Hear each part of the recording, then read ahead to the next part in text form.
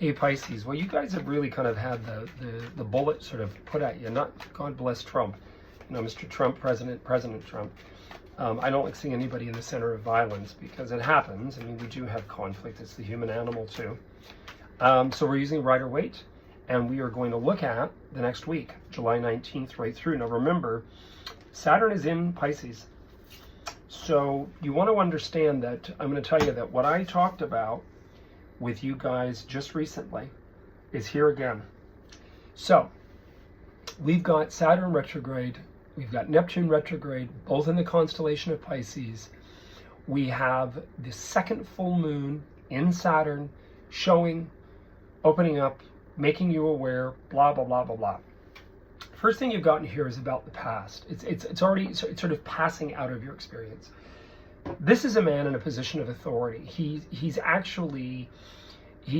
sort of an essence of a set of cards a friend just gave me, Kara, another Kara, two Kara friends, and they're really fascinating actually. And I'm the King of Autumn, and this sort of character is, I think, similar. It's Taurus, Capricorn, Virgo. Again, is it the Saturn energy? Again, Capricorn. What it represents is nobody wins. There's no such thing as winning.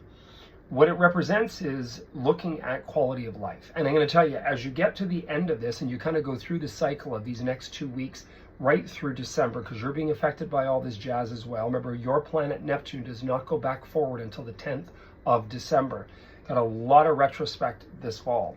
So you got that, and then you've got this, which is in limbo. This Hanged Man sometimes can mean sacrificial.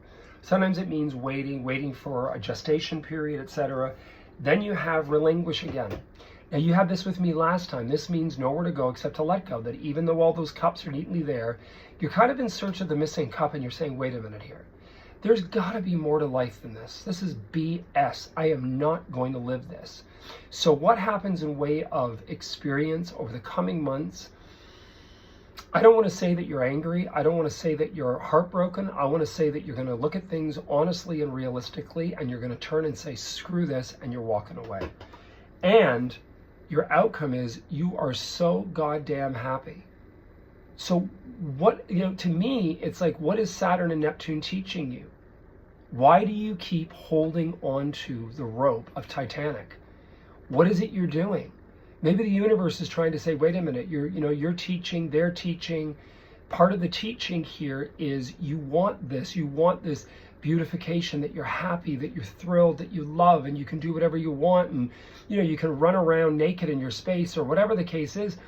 Something's not right here. So by the way of letting go and letting our ego in the garbage or throw it in the toilet and flush, you're actually then going to have this fantastic outcome. Now, this could also be somebody letting go of something, someone, a broken relationship, and you keep holding on to something that wasn't good. I had a client of mine, and he lost his wife. And he and I sat and spoke about things, 14th of March. He's a Pisces. You'll never know who he is. And I don't discuss people's personal business. And in the end, I said to him, one thing in life we have to recognize is that we have gratitude and we have love for the person.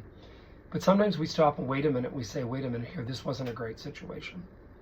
And he said, you're right, Hunter. She was a great lady, but not for me.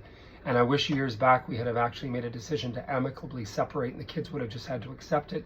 And we both would have had probably better lives, and maybe the person wouldn't have been sick. We don't know that. It's not about a blame game. But all I can tell you here is good stuff ahead for you guys? You want to believe it. I would say a little more likely post your full moon in Pisces. Your full moon in Pisces, remember, is late August, September. That's when you're finding yourself moving into this exciting scenario. The Eight of Cups, though, is the fact that you are giving up something. You are turning and walking away for this. So remember what the objective is. Most people lose sight of the objective. You're not going to get my shirt for $12. Meanwhile, the piece of crap's hanging, you don't wear it. Get rid of it. So this is really important. Anyway, you heard it here first. Wish you guys all the best. I am available for personal consultations. I hope you do really well, and enjoy as much as you can. I know this is going to be a tense weekend. You might have headaches. People might suffer from that. It'll pass. This time too shall pass. Cheers.